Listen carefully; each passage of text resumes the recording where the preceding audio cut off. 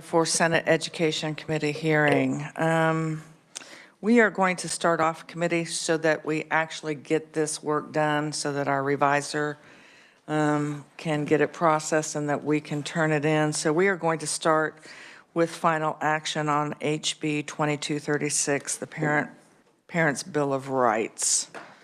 So do we have an amendment on that?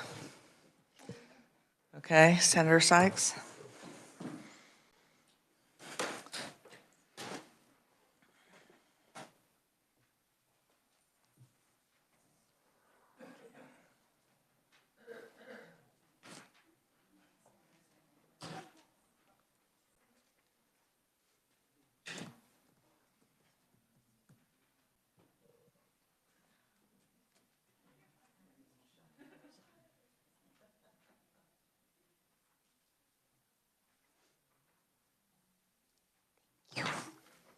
Senator Sykes, did you want to explain your amendment or did you want the revisor to? I will let the revisor explain, and then I will explain how I came with the amendment. Okay.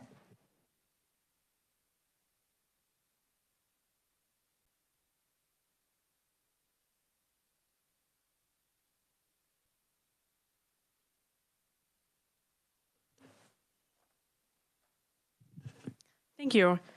So currently, the way the bill is written, it states that if any educational materials or activities impair a parent's sincerely held beliefs, values, or principles, then they can withdraw their student from the class or educational program where that material or activity is provided. And the bill also states that the student's academic record cannot be adversely affected by that withdrawal. So what the balloon would do would strike all that language, as you can see on lines 15 through 20, and insert the language that if an activity or resource impair a student's belief or value, an agreed upon alternative activity or resource shall be utilized. And then at the bottom, it makes conforming amendments. Senator Sykes. So trying to talk to those who are opposed to the original legislation, trying to find some common ground, making sure that if there is a parent's personal held belief or value, that their student is able to find alternate activities, but with a change of the curriculum, if it is something for like an AP class or something, they would still be able to have curriculum, but just those resources would go under the values of the person. So. Whoops, Senator Straub. Thank you, Madam Chair. On this amendment, would it prohibit the school district from allowing withdrawal from the class then? I do not think that it would prohibit that. I would ask the revisor. So it just wouldn't explicitly state that the withdrawal is an option, but I will note there is an existing statute that if a parent objects on a religious belief basis, that the parent can withdraw the student on that basis under that statute. This one just wouldn't explicitly say that they could withdraw their student. Did you have a follow-up? Yes, thank you, Madam Chair. I think the important language of what's being taken out is the no student's academic records shall be adversely affected by withdrawal. I think that's the important part of that language. So I'm okay with suggesting that an alternate activity be used, but not that it's the only option. Senator Petty. Kind of as a follow-up on that question, so, and maybe it's to Tamara, so in current law, you mentioned that there is that option to withdraw, and if, I mean, withdrawal, that would also mean that they would not, if it's a high school course, they would not have that credit or half credit or whatever it is. Or does the current law speak to that?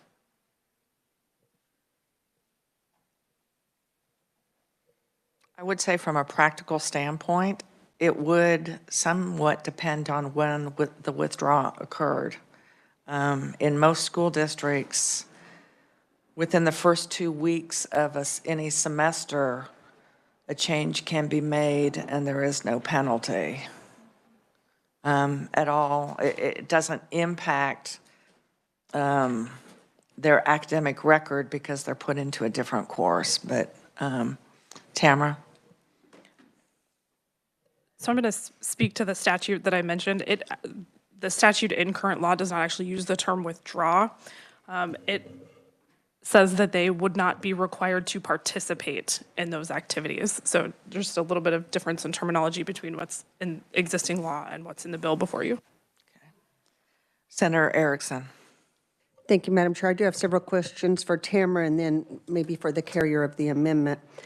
Tamara, in the portion that is stricken in lines 16 through 20, it looks like the values, principles that parents sincerely held beliefs, that's all been stricken to where the only thing that you can actually object to is something that's not in curriculum or the educational standards. You can't object based on your personal or sincerely held beliefs, it looks like. Am I reading that correctly?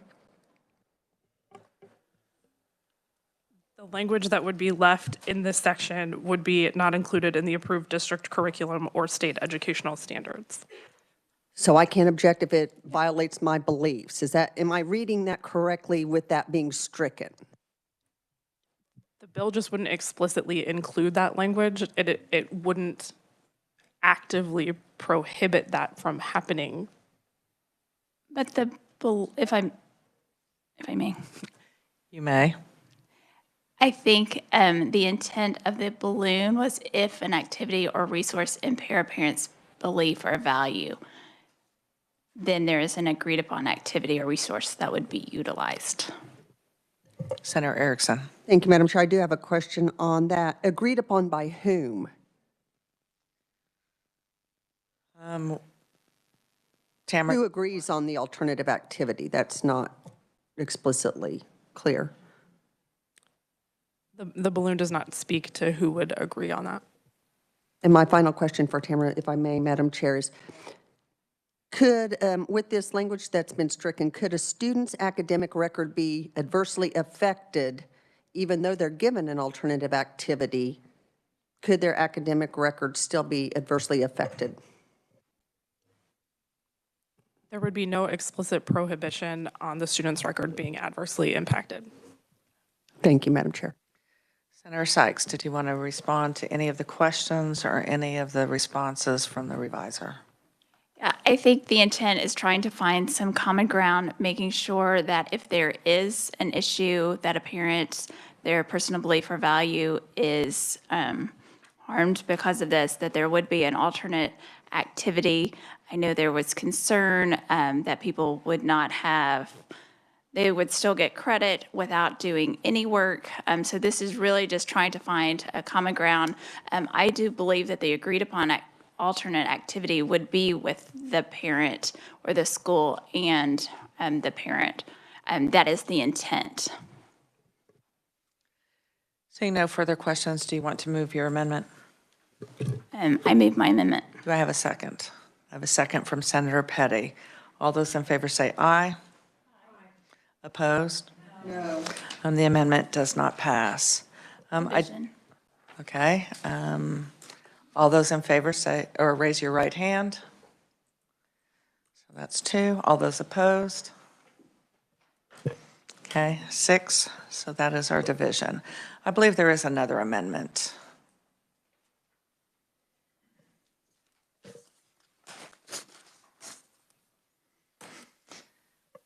Committee, when we heard this particular bill, when there was discussion, when concerns were expressed, I did ask those that had started as opponents, particularly representatives from KASB and from USA, to get together with those that were proponents of the legislation and I asked them to work on language. And what you see before you is the language that they did work on, and was submitted to the reviser.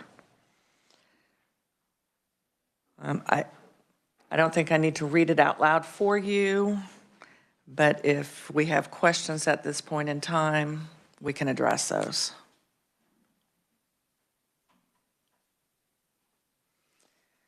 I'm not seeing any questions, so I will go ahead and move the balloon amendment. Do I have a second? I have a second from Senator Erickson. All those in favor say aye. Aye. Opposed, no. It appears the amendment passes. Are there any additional amendments? Seeing none, do I have a motion to pass House Bill 2236 as amended, Senator? So moved. From Senator Gossage, do I have a second? I have a second from Senator Erickson. All those in favor, please say aye. Aye. Opposed? Would you like that recorded? Okay, so we have Senator Petty and we have Senator Sykes that voted in opposition. So committee, that now ends our work on House Bill 2236, and we will begin with our hearing on Senate Bill 255.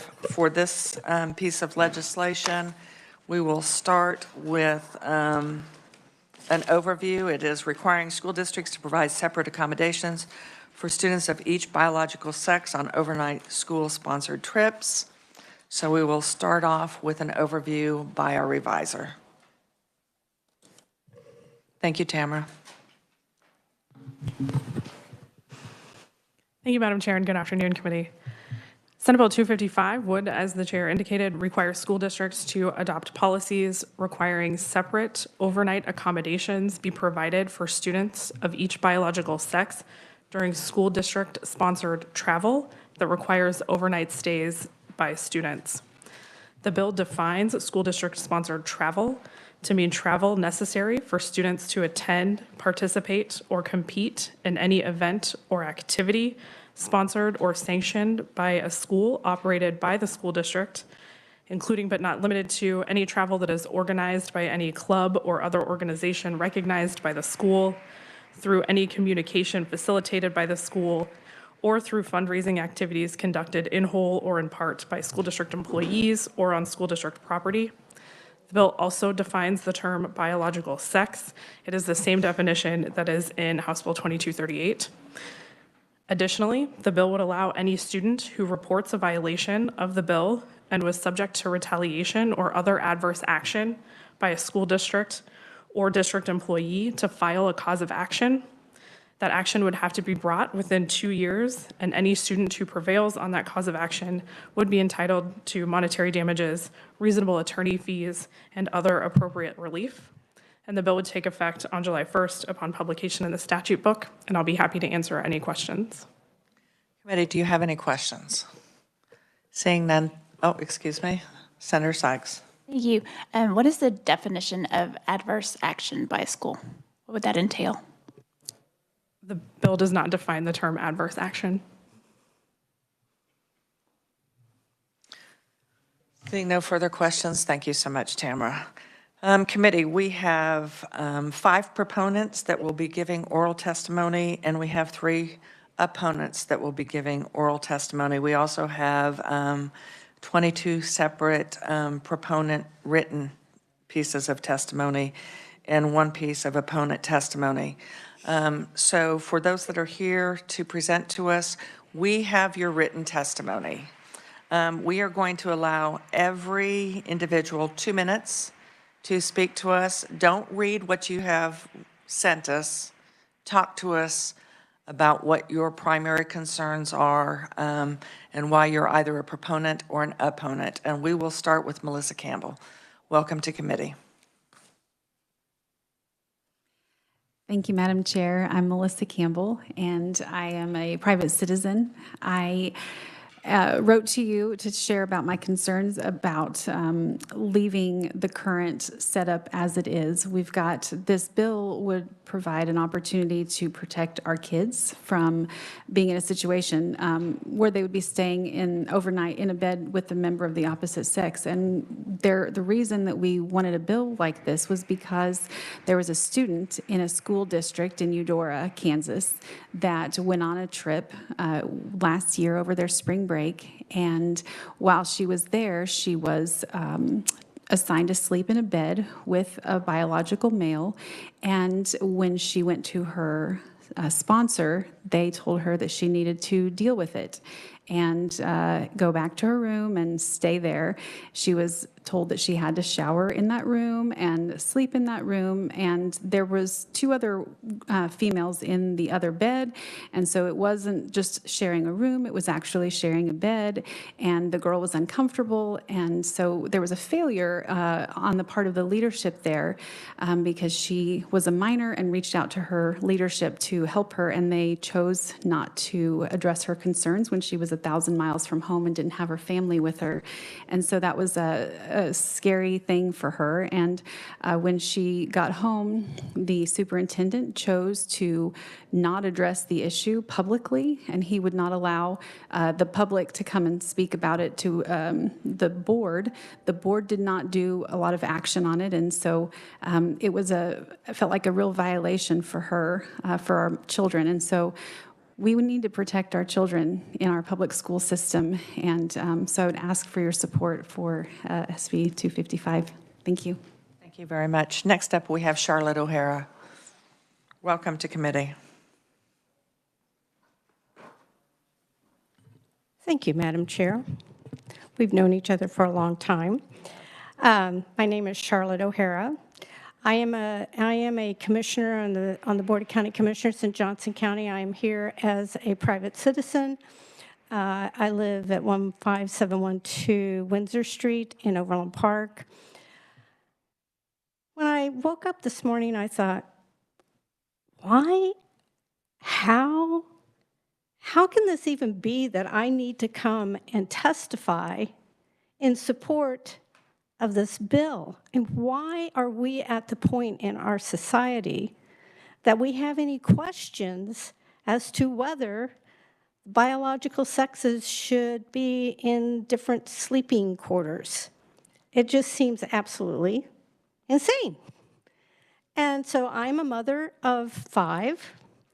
I am the grandmother of 7, and I have grandchildren who are in the Blue Valley School District. I am very concerned about this trend of transgender ideology. I have reached out to the principal of the high school, Blue Valley High School on 159th Street, and he has indicated to me that in his opinion, after he has researched the Title IX, that the school district is required to allow children to decide what gender they are on a given day. And I'm going, what? This is dangerous. This is absolutely dangerous and unacceptable. And it's up to the adults, and we are the adults. It is up to the adults in this state to stand up and say, we're going to protect our children. We are going to pass common sense legislation that indicates that biological sex is the gender that a child is, and that in sleeping accommodations, restroom accommodations, et cetera, that has to be the defining role as to where they belong. And I really appreciate you allowing me to speak. And if we can't get this out of committee, and if we can't get this out of the Senate, and if we can't pass it with a veto-proof majority, I don't know. I don't understand what's happening in our state. Thank you. Thank you very much. Next up, we have Maria Holliday. Welcome to committee. Good afternoon, Senators. It's been about 20 years since I've testified for the protection of children, and I've been here twice this week. I think no matter what side of the aisle you're on, we can all agree that we want to protect children. And so that's what I want to speak to. I'm here as a citizen, although I am the chair of the Johnson County Republican Party. All my testimonies have always been for the protection of children. I am an adult survivor of childhood sexual abuse. I was abused by a police officer who was charged with protecting me. The problem I see here is that people who have been charged with protecting children failed to do so. A child, a minor child, who did stand up for herself, who was old enough to stand up for herself, came forward, was ridiculed, and then ignored. That can't be okay. So I'm here not only just for this girl, but I can see the other side too. I can see how this biological male may have been uncomfortable staying in a room full of males. But that should have been addressed. It should have been addressed before they ever left on this trip. Why weren't sleeping arrangements given to parents and signed off on? How can a mandatory reporter just ignore her duties? I taught for 30 years. There was never a contract I signed that didn't have a moral clause in it. And my obligation as a mandatory reporter did not end when I stepped off the school grounds. This teacher was derelict. We can't allow this to happen again. The fact that the school district refuses to take a stand is why we're here. I wish we weren't. But I think there's simple policies that can be put in place where parents have to approve that protects all children. Thanks. Thank you for your testimony. Next up, we have Heather Whelan. Welcome to committee. Thank you. Good afternoon, Madam Baumgartner and the esteemed panel, or committee, I'm sorry.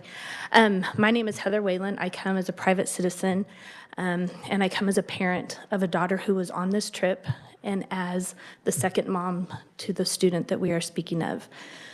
I have spent 25 years in education, working mainly in the urban core, speaking for those who are vulnerable, who are afraid to have a voice, who may not have the skill set to have a voice. And when I picked up my daughter from the airport from this trip, I also picked up this other student. Her mother was unable to pick her up. She has a small child at home. And this student that we are speaking of is one of the most kind, humble, easygoing children you've ever met in your life. And that was not the girl that I picked up from the airport. She was broken. She was sad. She has very little financial support from her family. They are a very hardworking family, and she had worked for 2 years to go on this trip of a lifetime. What she experienced was her worst nightmare. She will live with the devastation and the scars of it for the rest of her life. She has given me permission to speak those words to you. She knows all about this bill, knows that I have been spending a year fighting for her because no one believes that this would have actually happened. And I have read the opposition comments, and they are large organizations saying they are for every child. And if there is any organization that believes it is okay for any reason for a child to be forced to sleep with the opposite sex on any type of school-sanctioned trip, they are not for all children. And if this was a story of a girl possibly on a different political ideology, I feel that there would have been much greater outrage. But I agree with the lady who spoke right ahead of me that for this student, she was uncomfortable, but I also know that the biological male would have been uncomfortable in a room of all males, but that should not come at the expense of one student or any other student. There has to be a way to protect all children, but there needs to be a state law because parents are afraid to speak up because of their against the transgender ideology, not because they disagree with it, because they are trying to protect their own child, and they're afraid of the ramifications of saying no to that and putting the pressure on the local districts because they don't want to be seen as hateful or homophobic. That's why I feel like we need to take the pressure off of the locals and make it a statewide bill. Thank you. Thank you very much. Next up, we have Tiffany Ellison.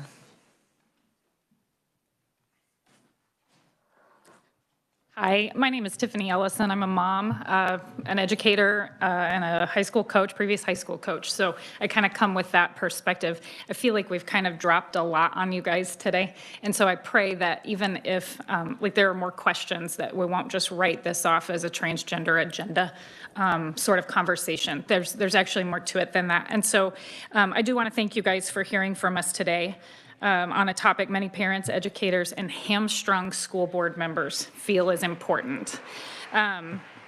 Because of the sensitive nature of it, it does go untalked about a lot of times. And so to be able to bring this before you today is a real privilege, and I appreciate you guys for that. You received my testimony, my written testimony drawing attention to the value and necessity of this bill.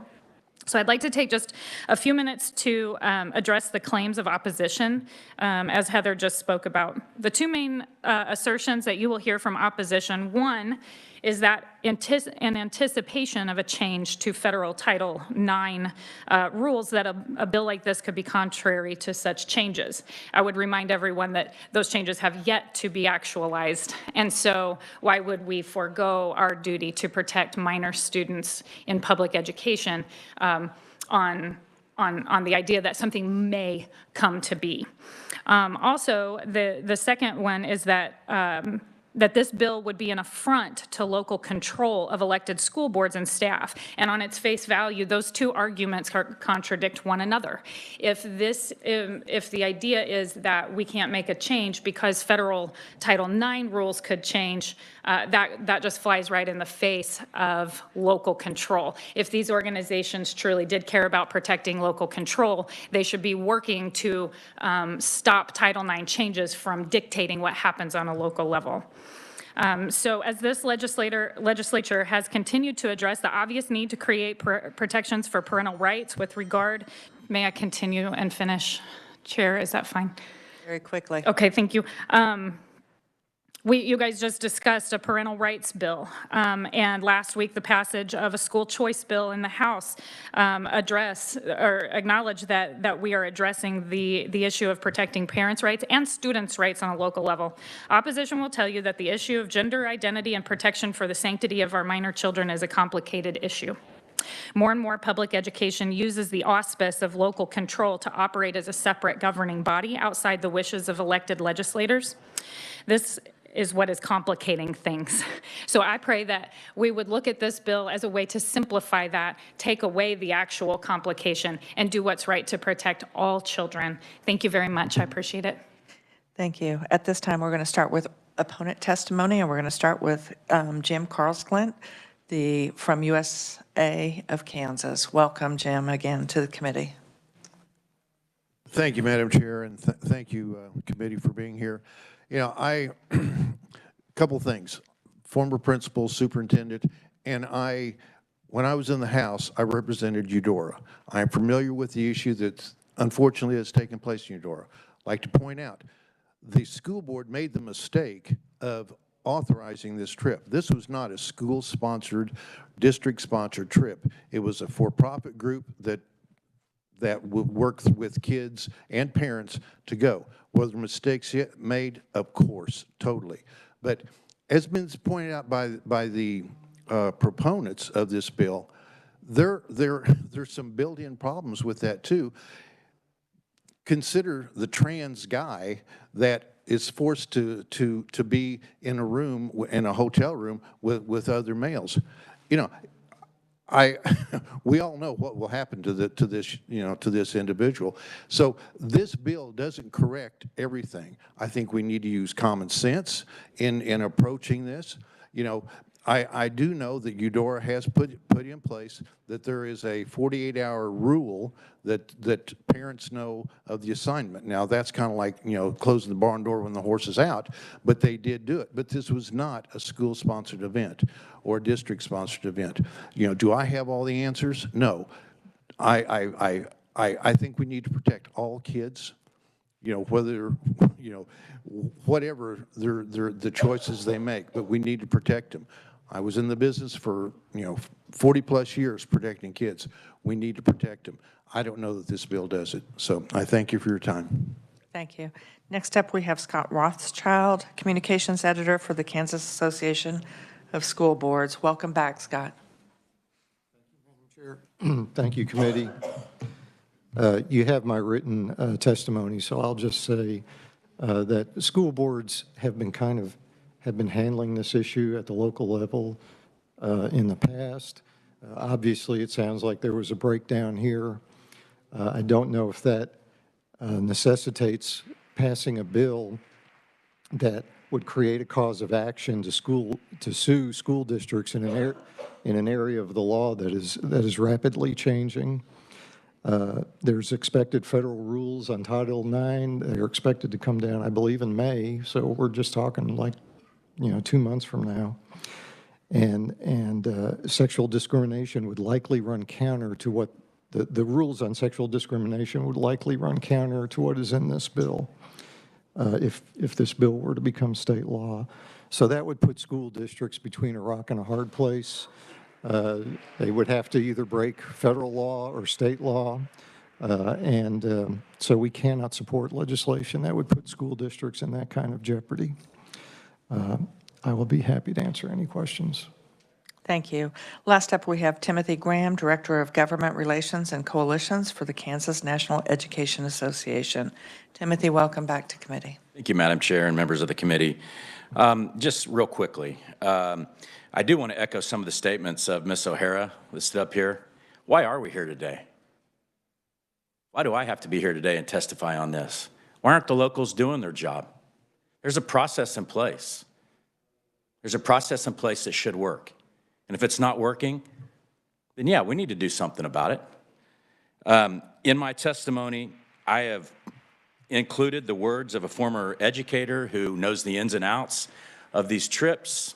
They're not as simple as everybody may think they are, and there certainly is a lot of planning and a lot of moving parts in putting these things together. And I can assure you that every teacher out there, whether it's a good teacher or a not so good teacher, they do care about their students. They care about the protection of those students and the safety of those students in and outside of the school building.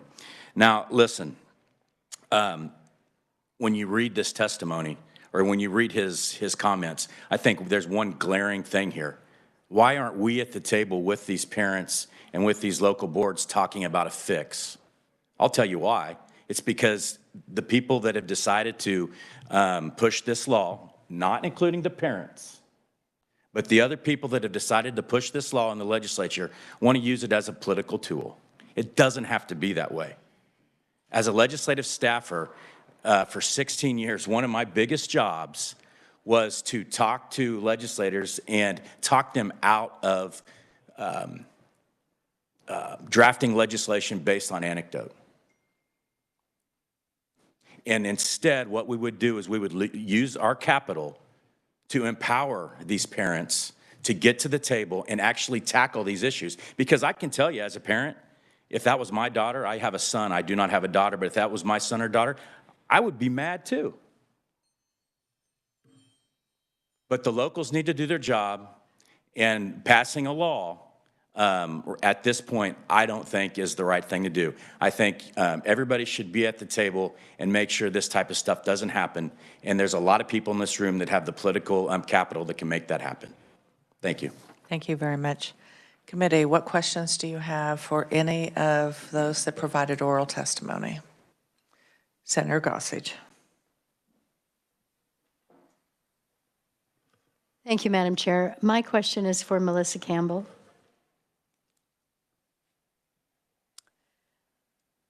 Melissa, when I understand this is not a school-sanctioned activity, But was the fundraising done at school? My understanding was the fundraising, they had activities that were coordinated through the school with the teacher's email address. I'm not sure that they were on site. Did they sign up at school for the trip? I think that the person who might know is the parent. Can I deflect to her? Yes, if it's okay with her. Yeah, that's fine. Heather, can you come up, please? Is the question whether like my daughter, the children signed up at school? Yes, they signed up at school. They did sign up at school. Yes, ma'am. And was the school board aware of the activity? The school board was aware of the activity, yes. It is a trip that has happened, I think, for 15, 17 years. Every year they go to a different location. So it's not a senior trip, it was a historic, a government trip type thing. And then were they given any indication as to what the sleeping quarters would be before signing up for the trip? No. Thank you. Thank you, Madam Chair. Other questions, committee? Senator Erickson, and then Senator Sykes. Thank you, Madam Chair. This is for Mr. Carl Skant.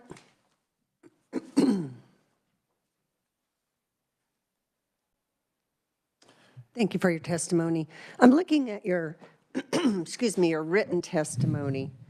And you say in your written testimony that, quote, people can deny the fact that schools have students who identify as LGBTQ, and that is their choice 100%. But it shouldn't stop the fact that their differences exist. Schools and society have a responsibility to treat all individuals with the same respect and rights as any other student in their care. Oftentimes as adults, we lack the ability to understand the difference in individuals, whether it's race, religion, sexual preference, gender identification, or even political beliefs. But that should never give any individual the right to intentionally exclude someone with a different background or values, the same rights and opportunities as though those we may closely align, end quote. And my question to you, sir, is, does that apply to the girl on this trip who was forced to stay in a room, unbeknownst to her parents, unbeknownst to her, in a situation that violated her individual differences and rights? Does that apply to that student as well, sir? Yes, Senator. It applies to all kids, all adults. You know, this was a, it was a, I need to be careful of my words usage here, but what a mess up on the part of the individuals involved. You know, when whoever she went to when they were, out of the country to make the changes, or find her a separate room, or find this individual that was sleeping with them a separate room. Let's use some common sense in this. It's not rocket science to do the right thing.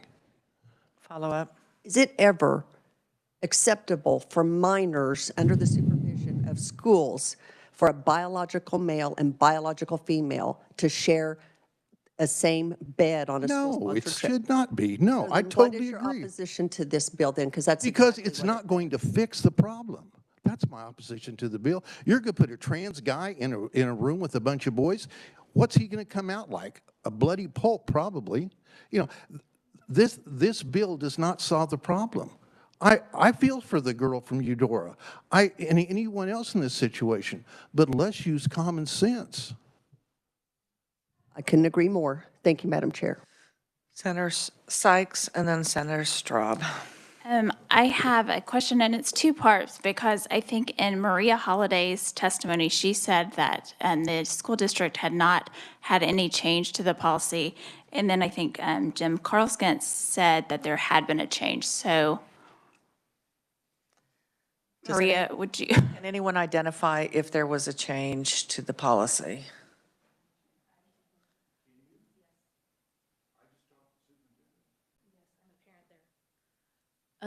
Yes, there has been. Yourself.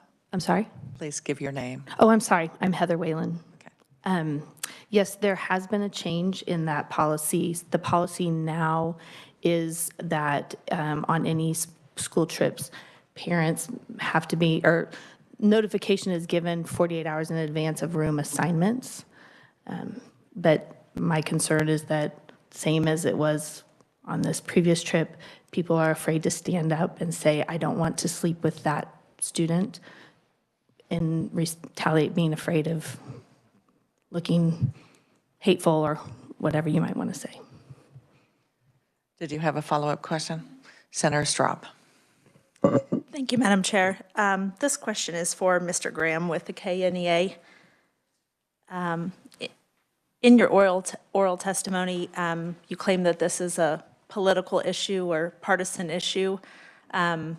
If the situation was reversed and we had a transgender male who was forced to sleep in the same bed as his biological sex, what would be the KNEA's stance on that? We're talking about a law, not a situation. I don't think our stance would change.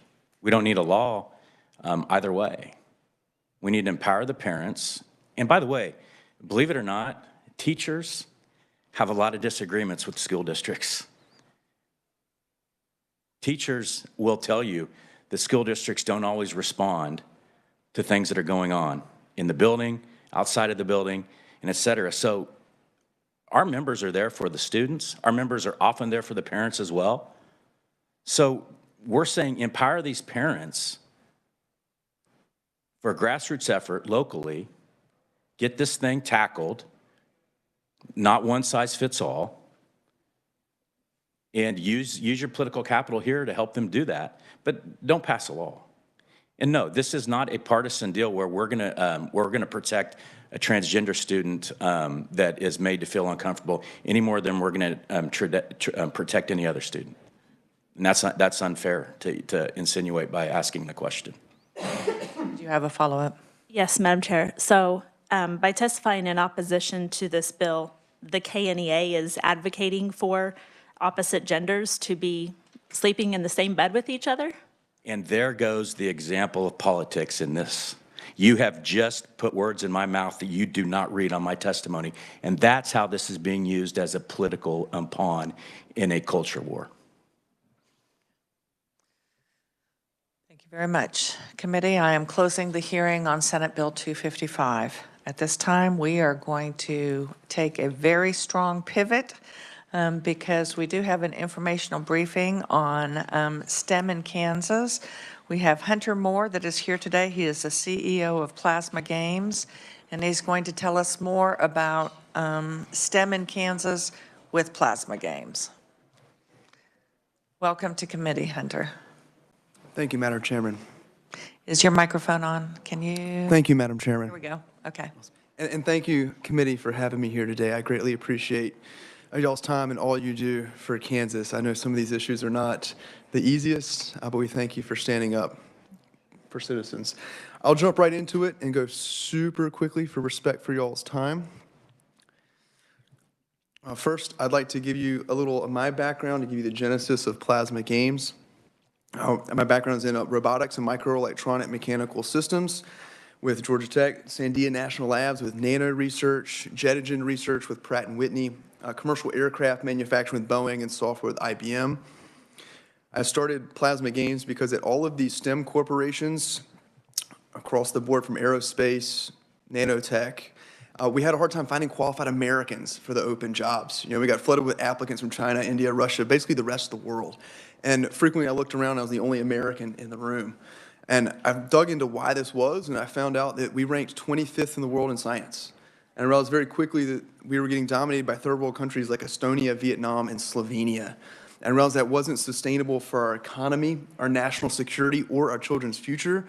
So I wanted to make the biggest impact that I could. So the next thing was I focused on the sector that would create the biggest economic impact as kind of the beachhead, evaluating that on the one that would create the most high-paying, high-quality jobs, be in high-growth industries, and difficult to offshore. That's because we're looking at long-term economic growth. With that, chemistry-related jobs came to the very top of the list, even though I hated chemistry going through school. But it's because it's where all the high-growth industries are, whether it be in agriculture with your herbicides, pesticides, insecticides, your aerospace industry with materials. All of energy is chemistry-based, whether it's the petroleum products or these lithium-ion batteries. Your silicon chip manufacturers, all the industries that are looking to come to places like Kansas and help provide jobs. Also, chemistry-based jobs are harder to offshore and automate than computer science. I know it's a big push right now, but at IBM, they offshored almost all of our development work to India and the Philippines because, quite frankly, you could get a better quality product for pennies on the dollar. So even if we invest a bunch, standing up here, it can be taken away from us without even a moment's notice. Also, whenever you get a chemical corporation to your district, you're getting thousands of jobs in addition to all the STEM jobs. So it's not just the engineers and the scientists, you're also getting the high-paid skilled labor, the welders, the plumbers, the HVAC, the electricians. So it creates this giant regional effect of economic prosperity. Chemical corporations are especially great for rural economic development because you're not going to put a chemical manufacturing plant in a downtown Chicago, New York City, or Dallas. It's going to go outside of a medium-sized city and employ people 5-6 counties around.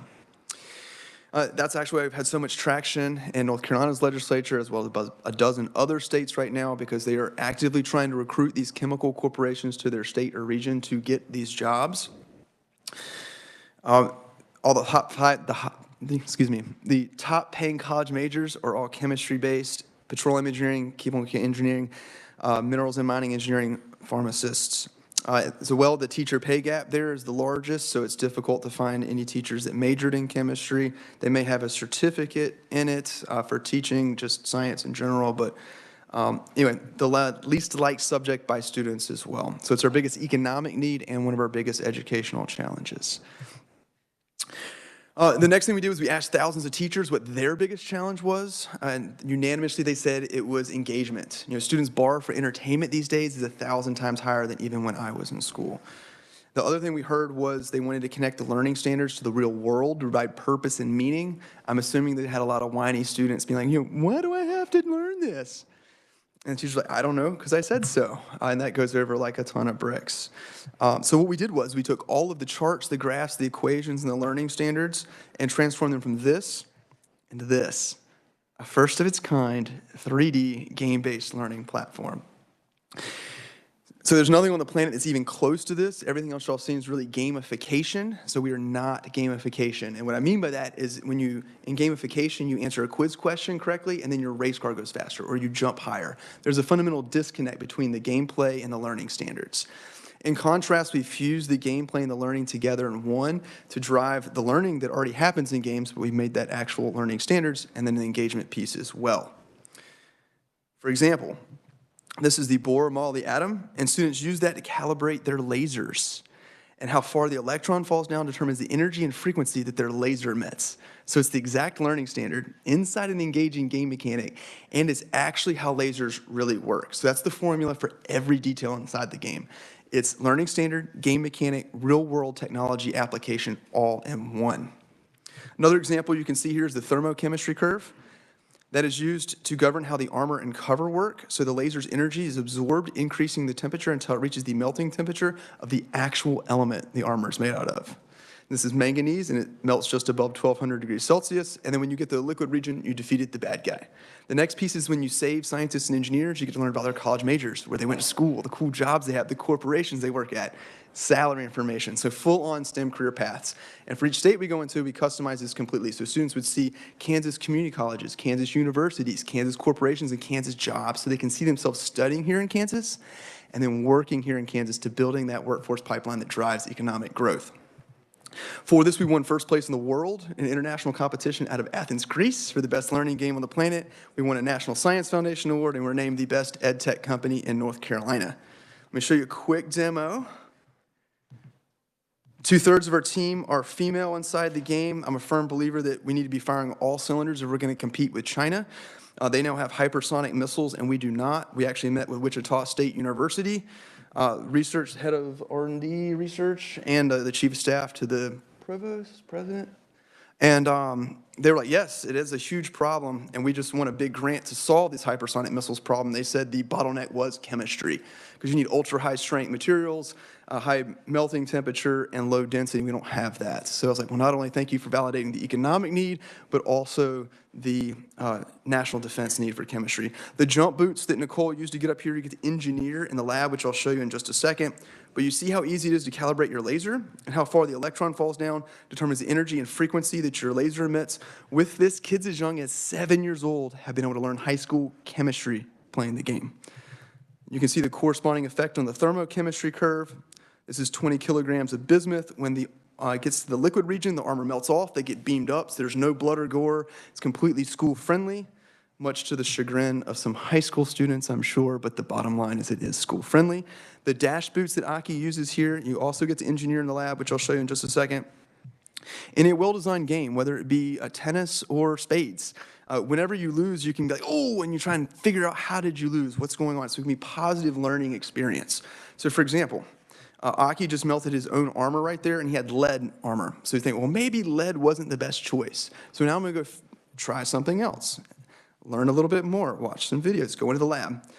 So this is the lab, and just like in regular video games, students upgrade their gear. We've just made that all the learning standards as well. So for example, this is the armor, and at the beginning of the game, students can only choose between zinc, tin, and lead, all of which have low melting temperatures and low energy to melt. And as they progress through the game, they unlock better ones like copper, silver, gold, platinum. Tungsten has the highest melting temperature, and niobium has the highest energy to melt. So they're studying their stats, just like they would in a normal game. But instead of it learning about magic resistance or thorn damage, these fictitious concepts, they're learning melting temperature, heat diffusion, specific heat, the thermochemistry curve, periodic table, periodic trends, all the stuff they're supposed to be learning in class. And what better way to do it than with the gear they are learning? A full built-in intelligent textbook and videos to explain everything in a conversational dialogue. I kind of view this like Q's lab in James Bond films, where you get a cool piece of gear, you learn how it works, and then you actually get to use it in the field. I won't go over all the gear for sake of time, but everything is full STEM. So you've got the science, the technology, the engineering is the allocation of resources given constraints, and then of course the math. I love this because, again, 7-year-olds have been able to beat this game and learn stuff like if you add heat or air molecules, you can jump further, while at the same time, the AP chemistry student can actually see how the ideal gas law and the pressure temperature curve are used in the real world. They didn't connect the dots for me on this until my 3rd year at Georgia Tech, which is crazy because the math isn't any more complicated. It's just we don't typically make those connections in our education system today. And teachers and students have loved the answer to, why do I have to learn this? Well, because you can make jump boots and lasers, as well as you can get lucrative careers. So when you save scientists and engineers, you can equip them to your team for a technology buff, but you can also see where they went to school, the cool jobs they have, the corporations they work at, salary information. And we use community college tracks as well as PhD tracks. And these would be specific to Kansas industry and areas that Kansas wants to do to grow their economy. So that's a brief overview of the game. We have all kinds of teacher supports with pacing guides, interactive activities to set teachers up for success. The most exciting aspect about all of this is it's tremendously effective. So North Carolina State University did a large-scale, independent, third-party research study, and they found best-in-the-world results. I'm going to skip over a lot of this just for the sake of time, hit the highlights. My biggest highlight here at Head Turner was his 19% increase in end-of-the-year test score questions after just one time of 30 minutes of gameplay. This is absolutely unprecedented learning gains, and I attribute it to the fusion of gameplay and learning. Kids are learning stuff in video games all the time. We've just made it exactly the standards we want them to learn.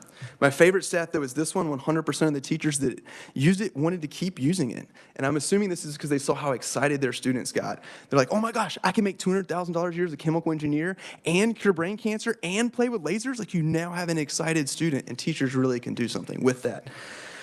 So North Carolina Department of Commerce funded another study. They found wonderful results as well. The stat I want to point out here is students that used plasma games were 5 times more likely to want to pursue a chemistry-related career than those that did not use plasma games.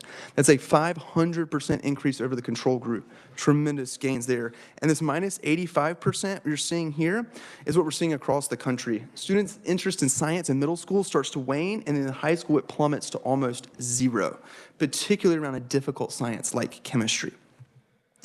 As you'd expect, hundreds and hundreds of educator testimonials saying stuff like, this product changes life trajectories towards fulfilling STEM careers, motivation and participation's higher, increased student learning and retention. Students will run to class to play this game. But my favorite are stories like this one.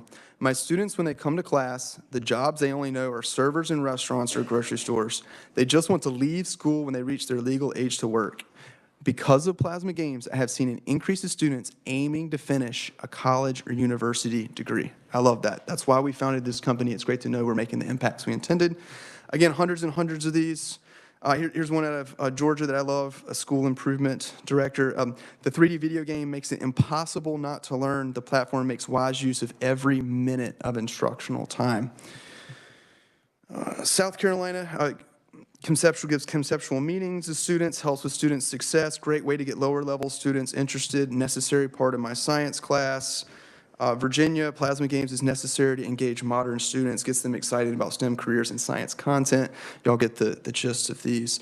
Right now we cover high school chemistry, high school physical science, and middle school science. The platform's been designed to expand into physics, biology, computer science, and math, and we'll be launching EdSports, so kind of like esports, with our educational game-based learning platform. Thank you all for letting me share that. Senator Sykes. Thank you, and this is fascinating. But my question is, have you reached out to the Department of Education to have this conversation, or what is your ask from us? Yes, ma'am. We have met with the Department of Education, and they generally loved what we're doing. So it was just to show us what you're doing, not trying to get into a conference committee, that we would put this as a program for a no-bid contract? We definitely want a bid contract. Thank you. I'd love to hear that. Yes. And we won first place in the world. I believe we've got the best thing on the planet, and totally happy to. And the goal is to get in front of as many students as possible to compete internationally, and that's why we're doing what we're doing. So Yes, to ma'am. be Thank you. clear, you do state contracts. Yes, ma'am. We exclusively work at the state level for two reasons. First, it provides the state a tremendous discount, about 75%, because we're not having to go district by district and have the overhead associated with that. It also saves the district money because of the additional overhead to vet that process. But the second reason is if we did have to increase the price by 3 or 4 or 5 times, only the wealthy districts would be able to afford it, and the less affluent ones wouldn't be able to afford it. And those are the ones that really need it the most. So those are the two reasons we exclusively operate that way. Senator Gossage. I just want to comment, having served on a curriculum committee for a school district, I would rather see you have to go district to district.